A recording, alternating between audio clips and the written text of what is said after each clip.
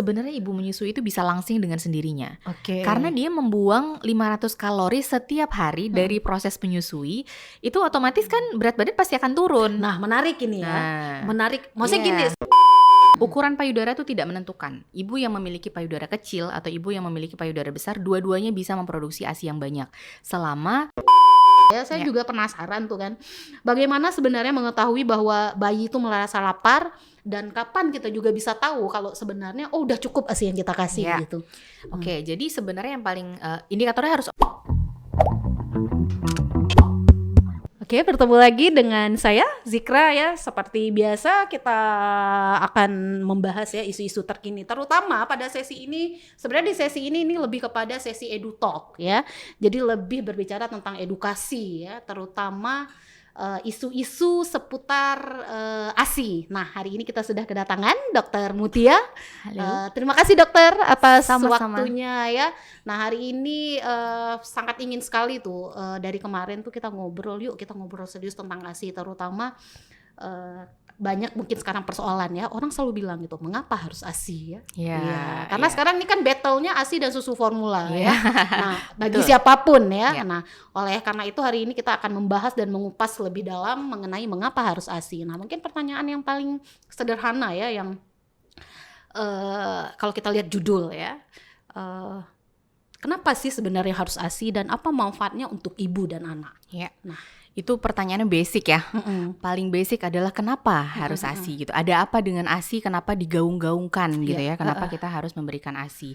Jadi sebenarnya yang paling mendasari untuk menjawab pertanyaan itu Kak Zikra sebenarnya adalah yang pertama itu karena memberikan ASI atau menyusui itu perintah Allah. Itu dulu nomor satu ya kan. Itu adalah perintah Allah, memang tertulis di dalam Al-Quran. Bukan cuma 1-2 ayat yang menyebutkan bahwa kita memang diwajibkan untuk menyusui. Ada perintahnya seperti itu ya kan. Jadi ada di surat Al-Baqarah itu memang diwajibkan untuk ibu memberikan ASI menyusui anaknya sampai usia 2 tahun gitu kan. Benar. Gitu. Dan itu juga ada di situ peran ayah juga harusnya mendukung supaya bisa ibunya menyusui sampai 2 tahun. Itu yang pertama. Alasan pertama tuh itu. Apalagi kita kan di Aceh ya, kita tahu dengan syariat Islam gitu kan. Jadi yang paling nomor satu, yang paling kita bisa gaung-gaungkan untuk menjawab pertanyaan itu adalah karena itu perintah Allah. Perintah Allah ya. Artinya kita memberikan ASI, menyusui, kita memberikan hak anak kita dan menjalankan perintah Allah gitu. Beribadah dong artinya ya kan gitu. Itu dulu yang pertama. Gitu. Nah, yang kedua sebenarnya kenapa harus ASI? Karena ASI itu spesifik. Spesifik artinya dia spesifik untuk anak yang dilahirkan oleh ibunya gitu ya. Jadi ibu A itu menghasilkan ASI yang spesifik untuk anaknya ibu A. Gitu. Kemudian ibu B nanti menghasilkan anak yang spesifik untuk anaknya ibu B gitu. Jadi dia memang spesies spesifik gitu, sesuai dengan kebutuhannya gitu. Bayi itu kan tubuhnya beda-beda. Pagi sama malam itu kebutuhan ASInya juga beda. Jadi komposisi ASI yang dihasilkan di pagi hari menyesuaikan dengan suasana kebutuhan bayi pagi hari gitu. Jadi dia spesifik gitu. Jadi nggak sama gitu ya. Kalau misalnya dibilang mamalia semuanya menghasilkan air susu, kita kan mamalia ya. Manusia kita mamalia. Sapi juga mamalia, kucing juga mamalia gitu. Tapi memang spesifik ya, susunya kucing ya untuk anaknya kucing, susunya sapi ya untuk anaknya sapi gitu. Jadi dia memang spesifik gitu. Jadi sudah yang paling top, yang paling sempurna adalah ASI untuk mencukupi kebutuhan nutrisi. Itu tadi untuk anak ya. Kalau ibu sendiri kalau gitu, ibunya sendiri ternyata juga bermanfaat gitu ya. Jadi memberikan ASI, menyusui itu bukan cuma untuk bayinya aja, bukan cuma untuk melindungi bayi, bukan cuma untuk memberikan gizi yang terbaik untuk bayi, tapi untuk ibunya tuh juga ada manfaatnya. Terutama ibu itu bisa jadi ibu melahirkan ya, ibu melahirkan itu dia bisa menekan resiko perdarahan. Jadi karena proses menyusui itu ada hormon oksitosin yang keluar dalam proses menyusui itu yang bisa menyebabkan rahim itu lebih cepat kembali ukurannya ke ukuran asal gitu kan. Pada saat hamil kan rahim kan membesar ya, membesar karena isinya janin kan. Nanti pada saat setelah melahirkan dia harusnya kembali tuh ke ukuran normal. Nah, dengan adanya proses menyusui, hormon oksitosin itu akan mempercepat rahim kembali ke ukuran normal. Jadi mencegah pendarahan. Wah, ini sebenarnya ini ya, saya sendiri baru dengar loh. Karena yang selama ini kita tahu memang katanya ya manfaat ASI ya udah pasti untuk anak ya. Iya. Ternyata untuk ibu tanpa kita sadari ya. Betul. Kalau selama ini kita tidak teredukasi dengan baik, ya kita nggak tahu bahwa itu salah satu mencegah pendarahan ya dengan memberikan ASI. Oke, kalau kita ngomong-ngomong nih ya, sebenarnya kapan sih mulai itu produksi ASI sebenarnya pada seorang ibu gitu? Ya. Jadi semua ibu hamil itu pasti akan memproduksi ASI, ya itu sudah sunatullah. Artinya semua ibu hamil memang akan diciptakan perangkatnya, makanya punya payudara, maka dia akan memproduksi ASI seperti itu. ASI sendiri itu sebenarnya pada saat hamil itu sudah diproduksi. Di atas kehamilan 20 minggu itu payudara sudah mulai tuh membentuk produksi ASI ya. Jadi jaringan pabrik ASInya itu sudah mulai memproduksi ASI, tapi pada saat kehamilan ASI tidak dikeluarkan dulu kan karena bayinya belum lahir meskipun sudah diproduksi. Jadi hormon-hormon kehamilan itu menekan supaya ASInya jangan keluar dulu. Tunggu nanti bayinya lahir baru nanti dikeluarkan ASInya. Sejak hamil sudah diproduksi. Ini sorry dok ya, saya potong. Saya penasaran itu apa yang membedakan dari satu ibu dengan ibu yang lain, misal dari segi produksi ASI gitu. Ada sebagian perempuan itu atau ibu tuh ASInya banyak sekali. Ada yang lain enggak gitu. Jadi kadang-kadang bingung juga ya. Karena ini juga jadi masalah juga kalau kita lihat di masyarakat. Jadi ada juga memang sebagian orang tua mengatakan bahwa memang ASInya nggak keluar, akhirnya dia tidak bisa menyusui secara maksimal. Jadi ASI itu prinsipnya supply and demand, gitu ya. Jadi hari-hari pertama kelahiran itu sebenarnya yang paling menentukan apakah ibu ini akan memproduksi ASI yang banyak atau tidak. 1-2 hari pertama itu adalah yang paling krusial, gitu ya. Atau kalau misalnya pada ibu yang lahirnya SC operasi itu kadang-kadang hari kelima tuh baru keluar tuh ASInya, gitu ya. Tapi hari-hari katakanlah seminggu pertama itu sangat krusial, yang paling menentukan apakah dia akan memproduksi ASI banyak atau enggak gitu. Jadi sebenarnya yang paling mempengaruhi itu adalah hormon gitu ya. Ukuran payudara itu tidak menentukan. Ibu yang memiliki payudara kecil atau ibu yang memiliki payudara besar, dua-duanya bisa memproduksi ASI yang banyak selama hormonnya bekerja dengan optimal. Apa itu yang mempengaruhi hormonnya? Tentu saja rangsangan hisapan bayi di payudara ibu pada hari pertama. Kadang-kadang masalahnya seperti ini. Saya rasa kalau misalnya di Aceh itu nggak mungkin ibu tidak mau memberikan ASI ya, karena pasti orang Aceh sudah tahu kalau ASI itu menyusui itu perintah Allah. Pasti orang Aceh sudah tahu. Kita nggak usah ragukan itu ya. Lebih-lebih kalau kita ngomong soal keacehan, orang Aceh ini kan sangat erat ya dengan agama sangat erat dengan syariat gitu kan. Pasti mereka mau memberikan karena tahu itu perintah Allah. Tapi masalahnya adalah seringkali menyerah ketika 1-2 hari pertama itu merasa ASInya tidak keluar. ASInya sedikit. Nah, mungkin faktor pengetahuan sebenarnya. Jadi ada edukasi yang harus kita sampaikan pada ibu hamil bahwa 1-2 hari pertama ASI yang keluar setetes 2 tetes itu adalah normal. Nah itu yang mungkin ibu hamilnya nggak tahu. Berarti sebenarnya ini menghilangkan keraguan atau statement yang beredar gitu di ibu-ibu muda atau ibu-ibu yang akan menyusui ya, bahwa ya karena memang ASI saya sedikit gitu ya. Sebenarnya itulah faktor supply dan demand itu ya. Betul. Jadi 1 hari 2 pertama itu memang bayi itu memang butuhnya hanya sedikit, makanya dia diproduksinya cuma sedikit gitu ya. Terus saya juga sering dengar tuh istilah kolostrum. Itu apa sih sebenarnya? Ya, kolostrum itu adalah ASI yang pertama kali dikeluarkan. Nah 3 hari pertama gitu ya, itu ASI kolostrum itu adalah kita bisa bilang itu adalah cairan emas, karena dia itu ASI yang paling kualitasnya paling bagus karena mengandung zat antibodi yang sangat-sangat tinggi, bisa meningkatkan kekebalan tubuh bayi gitu ya. Jadi kalau bayi mendapatkan kolostrum itu kekebalan tubuhnya pasti akan meningkat karena kita memberikan zat-zat sistem imun di situ tinggi sekali gitu. Jadi ASI yang pertama keluar warnanya kuning keemasan, makanya kita bilangnya cairan emas karena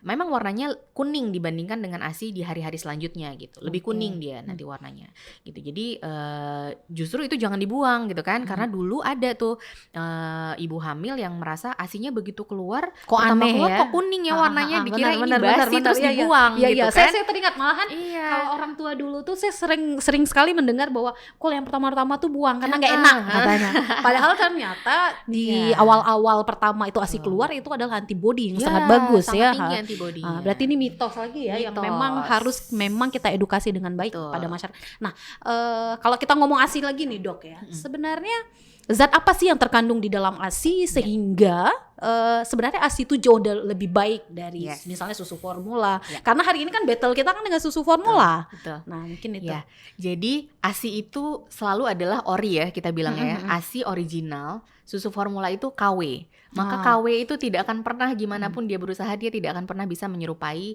yang ori gitu kan. Kita kalau mau beli handphone juga kita kan carinya Iya, yang yang ori kan. ori. Kita nggak mau yang KW dong ya kan. Gitu Yang juga dengan iPhone. gitu juga dengan nutrisi Contoh paling anak. kecil ya. Benar, Ya benar, kan benar, kita pasti benar. maunya yang original. Iya. Ada apa di dalam ASI yang tidak bisa disamakan produksi susu formula itu Formula. tidak akan pernah bisa sama. Yang pertama ASI itu mengandung komposisi gizi yang sudah paling lengkap. Dia itu mengandung karbohidrat, lemak dan protein. Komposisinya itu sudah sesuai dengan kebutuhan bayi. Ya, lemaknya lebih tinggi. Kenapa? Karena bayi membutuhkan lemak yang lebih tinggi sebagai sumber energinya. Di situ lemaknya sudah ada lemak yang mendukung untuk perkembangan otak, omega 3, EPA, DHA ya yang suka ditambahkan di benar. susu formula kan. Formula. Susu formula kan iklannya sudah mengandung EPA, DHA untuk kecerdasan anak seperti itu ya. Itu kan ditambahkan Iklan. ditambahkan ke dalam susu formula supaya dia menyerupai ASI. ASI nggak perlu ditambahin, memang sudah punya tuh. Oke. Asam lemak omega 3 yang untuk mendukung kecerdasan perkembangan otak anak. Berarti Kemudian sangat berpengaruh ya untuk tumbuh kembang anak tuh memang Sangat. secara originalnya kita bisa dapat dari betul, ASI ya. betul. Makanya Oke. 1000 hari pertama kehidupan itu sebenarnya ASI itu sudah sangat kompatibel untuk mendukung pertumbuhan otak di 1000 hari pertama kehidupan Oke, gitu kan. oke. Kemudian Menarik. dia karbohidratnya juga lebih tinggi, laktosanya lebih tinggi karena bayi butuh laktosa sebagai sumber energi tadi. Kemudian proteinnya. Nah, proteinnya ini yang sering dibandingkan gitu ya. Susu sapi itu kadar proteinnya lebih tinggi dibandingkan susu ASI. ASI. Oke. Karena memang bayi tidak butuh protein setinggi itu. Dia lebih butuh karbohidrat untuk perkembangan otaknya. Sedangkan sapi, kenapa proteinnya lebih tinggi? Karena sapi ini membutuhkan perkembangan otot yang lebih cepat. Gitu kan. Dia Oke. tidak membutuhkan perkembangan otak yang lebih cepat dibandingkan dengan anak manusia. Anak manusia 2 tahun pertama itu otaknya itu berkembang sangat pesat. Di usia 2 tahun itu hampir menyerupai ukuran otak dewasa. Gitu. Sedangkan sapi dia mungkin yang lebih dia butuhkan untuk dia tumbuh kembang di hari-hari pertamanya ototnya kan. ya. Gitu. Tenaga ya. Tenaga gitu kan, karena sapi kita tahu nanti sapi dipakai buat bajak sawah dan lain sawah, sebagainya gitu kan. Jadi benar. dia otot. Jadi proteinnya lebih besar. Komposisinya jenis proteinnya pun itu sudah disesuaikan. Oke, Nah, I ada see. namanya whey dengan kasein, protein whey dan protein kasein gitu kan. Nah, kalau misalnya pada ASI komposisi whey dan proteinnya itu sudah sesuai dengan kesiapan saluran cerna bayi. I see. Gitu. Jadi Ini sorry dok, ini saya potong ya, karena menarik sebenarnya.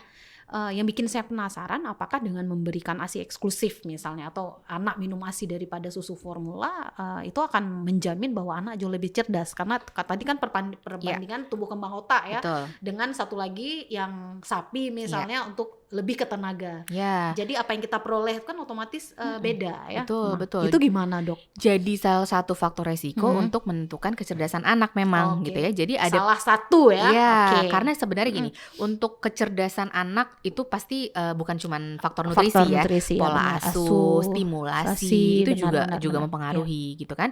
Tapi memang penelitiannya anak-anak yang mendapatkan ASI itu dikatakan memiliki intelektual yang lebih Lebih tinggi tinggi. dibandingkan kalau dia tidak mendapatkan ASI I seperti see. itu. Oke, berarti ya sangat penting banget sebenarnya. Sangat Cuman kadang-kadang penting. inilah ya battle dengan Ya, apa karir, apa betul.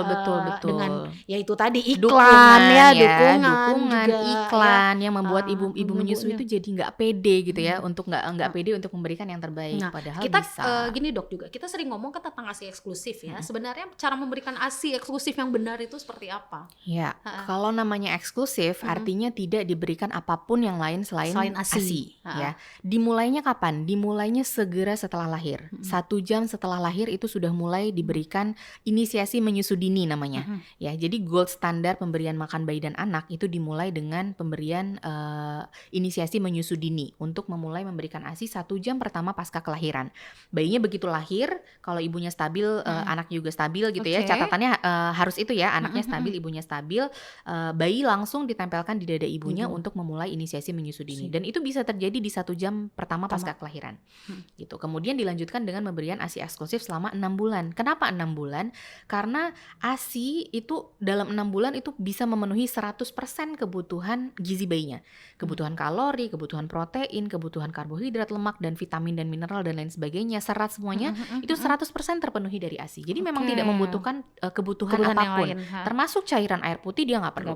Karena kebutuhan cairannya sudah terpenuhi dari ASI. Ini gini dok, saya memang kan kalau ngomong ini memang suka motong ya. Soalnya seru ya.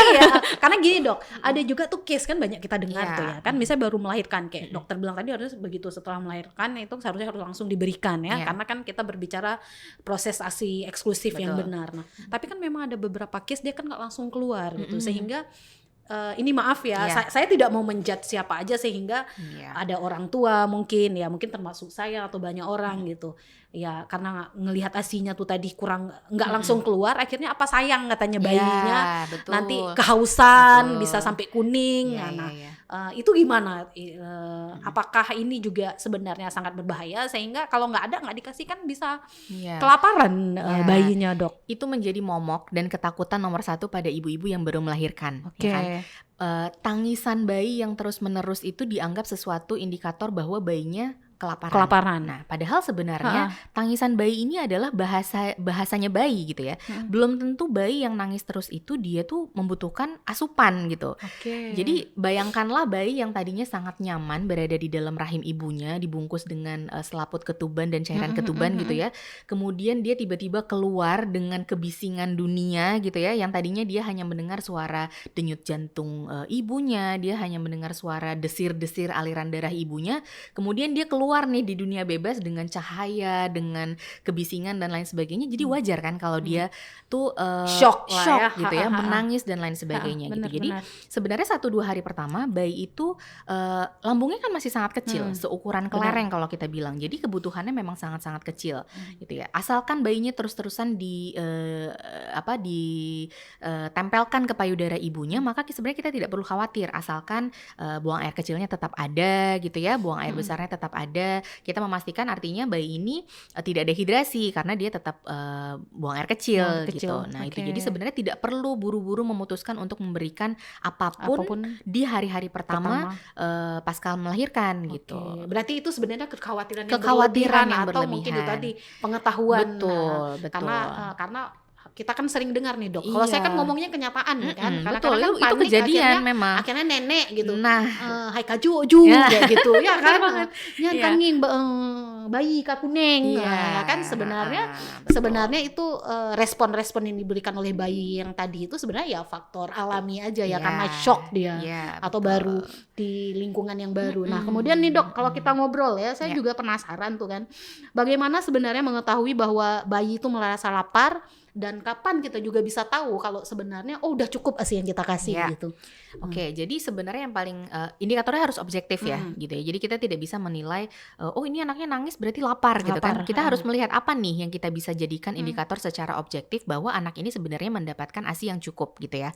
Kalau hari-hari pertama itu kan sangat wajar bayi yang lahir 14 hari pertama itu berat badannya turun dari berat lahir. Katakanlah misalnya dia lahirnya 3 kilo gitu ya. Di hari-hari pertama itu bisa turun sampai 10% dari berat lahirnya, berat badannya turun. Wajar, tapi dia harus naik lagi minimal di 14 hari, berat badannya itu harus minimal di berat lahir. Jadi misalnya dia lahir 3 kilo, terus pas pulang misalnya beratnya 2,8, 2,9 gitu ya, misalnya itu wajar. Tapi di umur 14 hari berat badannya harus naik 3 kilo lagi, minimal. Gitu, itu tandanya dia mendapatkan ASI yang cukup, meskipun dia nangis, meskipun kita lihat ASInya kayaknya nggak keluar gitu ya, tapi kita tetap harus tempelkan dia di payudara. Kita kan nggak bisa lihat tuh yang masuk ke dalam mulutnya pada saat kita tempelkan, kita nggak tahu seberapa banyak gitu kan. Indikatornya adalah berat badan lahirnya pada usia 14 hari harus minimal seberat berat dia lahir. Gitu, itu yang paling objektif. Kemudian bisa dinilai juga dari frekuensi buang air kecil. Gitu ya, umur 1 hari itu minimal 1 kali popok basah. Hari kedua minimal 2 kali ada popok basah. Hari ketiga, 4, 5, 6 tuh minimal sesuai dengan usianya. Sampai hari ke-6, 6 hari ke atas itu minimal ada 6 kali popok basah. Artinya dia buang air kecilnya cukup. Kalau misalnya buang air kecilnya cukup, berarti dia nggak kekurangan cairan, berarti ASI-nya cukup. Oke. Itu yang paling objektif. Dinilainya dari situ. Kalau misalnya dari segi pemberian ASI nih dok, kan saya juga penasaran gitu. Masalah apa sih sebenarnya yang akan mungkin terjadi ketika kita memberikan ASI gitu? Ada nggak masalah-masalah yang akan terjadi gitu ya, atau yang Banyak. ditimbulkan misalnya oleh pemberian ASI? Oke, sebenarnya masalah yang dihadapi ibu menyusui di hari-hari pertama itu banyak sekali ya, gitu ya. Jadi makanya penting tuh edukasi untuk sebelum itu terjadi. Sebelum itu. Jadi dari Kayak ibunya hamil, parenting lah ya. iya, ibunya hamil tuh harus udah ikut tuh kelas-kelas menyusui supaya dia siap untuk menghadapi bahwa ini loh masalah yang akan dihadapi. Memang menyusui itu adalah proses yang sangat natural, sunatullah kita bilang Iya, ya. benar. Semua ibu hamil kan pasti memproduksi ASI dan bisa menyusui gitu. Tapi ada tantangannya gitu, ada masalah-masalah yang bisa dihadapi. Puting lecet itu yang paling sering. Jadi misalnya bayi yang melekatnya tidak baik, si belajar melekat, pelekatan tidak sempurna, itu bisa menyebabkan putingnya jadi lecet gitu ya. Kemudian payudara bengkak, ibunya panas dingin karena payudaranya bengkak, ASINya belum keluar dengan lancar. Nah itu juga jadi masalah. Payudara bengkak bisa, kalau misalnya ASINya tidak lancar, bisa berujung pada mastitis, bisa jadi abses gitu ya. Itu masalah-masalah yang bisa dihadapi gitu. Oke. Kalau kita berbicara dari segi misalnya kualitas ASI, apa yang paling berpengaruh terhadap kualitas ASI itu yang kita berikan kepada bayi kita tuh dok? Ya, kualitas ASI itu sebenarnya sudah pasti super quality Super ya. quality. Kualitasnya sudah Enggak, pasti mungkin paling ada nggak bagus. gitu faktor misalnya, oh kenapa mungkin ya, ini kan bahasa orang awam nih. Ya. Oh kualitas ASI saya lebih bagus dari beliau misalnya, apakah iya. misalnya karena faktor makanan atau apa Iya. gitu, atau ternyata sama aja ya, selama ASI ya sama Betul, aja gitu. betul. Jadi ternyata ada penelitiannya yang menunjukkan bahwa ibu dengan status gizi yang kurang pun, katakanlah ibunya sangat-sangat kurus gitu ya, dibandingkan dengan ibu yang status gizinya normal, itu sebenarnya dia tetap bisa memproduksi dalam kualitas yang terbaik untuk anaknya gitu. Oke. Ada sih yang perbedaan komposisi, misalnya nanti komposisi lemaknya mungkin sedikit lebih rendah gitu ya, atau dibandingkan biasanya yang paling bervariasi itu adalah komposisi lemak. Tapi secara umum semua ibu itu akan bisa menghasilkan kualitas yang terbaik untuk anaknya. Makanan itu sebenarnya tidak terlalu berpengaruh gitu. Jadi ada kan misalnya harus makan ini supaya kualitas ASINya jadi bagus gitu ya. Harus makan booster ASI ini itu supaya ASINya jadi banyak. Nah sebenarnya makanan tidak sebegitu pengaruhnya untuk mempengaruhi kualitas ASI. Sebenarnya yang paling mempengaruhi adalah bagaimana bayi itu sering menyusui, payudara semakin sering dikosongkan, maka dia produksinya akan semakin banyak. Gitu. Nah kalau kita lihat dari misalnya quantity yang kita kasih ya ke anak kita ya, menyusui misalnya ke bayi itu sehari itu berapa kali sih sebenarnya jarak waktunya selama 24 jam misalnya? Ya biasanya untuk bayi-bayi baru lahir itu ya 3 bulan pertama itu bayi bisa menyusui itu 8-12 kali gitu ya, 8-12 kali frekuensi menyusuinya. Jadi kira-kira tuh kalau misalnya diatur jamnya tuh kira-kira mungkin 2 jam sekali gitu. Tapi sebenarnya proses menyusui itu kita memberikannya on demand gitu ya. On demand tuh artinya tergantung maunya bayi itu kapan gitu. Kita sebenarnya nggak bisa juga menjadwalkan, oh ini 2 jam sekali, 2 jam lagi tidur terus kita bangunin. Iya, tapi yang sering saya tahu nih juga pengalaman ya, katanya setiap 2 jam sekali anak tuh harus dikasih makan ya, itulah tadi kan mungkin dengan ASI, dengan susu. Jadi memang kadang-kadang anak-anak itu ketika tidur pun harus kita bangunkan. Ternyata enggak ya. Sebenarnya enggak. Sebenarnya harus dengan on cue ya sebenarnya. Ada tanda-tanda bayi ini tuh mau menyusu tuh sebenarnya ada loh tandanya gitu ya. Jadi kalau kita pelajari bayi ini memberikan bahasa tubuh yang bisa kita lihat nih, oh dia sebenarnya dia haus gitu ya. Kadang-kadang yang pertama jadi nangis itu sebenarnya udah tanda paling akhir kalau dia sangat-sangat lapar gitu. Jadi dia ada memberikan tanda-tanda pertama. Yang pertama dia mulai mengecap-ngecap gitu ya, mengecap-ngecap lidahnya, mulutnya mengecap-ngecap, atau dia mulai meletakkan tangan ke mulutnya. Itu tuh tanda-tanda awal udah, tuh. Iya paham ya, benar Ya kan? Mulai gitu benar, ya. benar. Terus habis itu nanti kalau misalnya belum dapat juga dia mulai lihat kiri kanan, bergerak, mulai gelisah gitu ya, mulai masukin tangan ke mulut. Nah itu sebenarnya udah tanda-tanda kedua.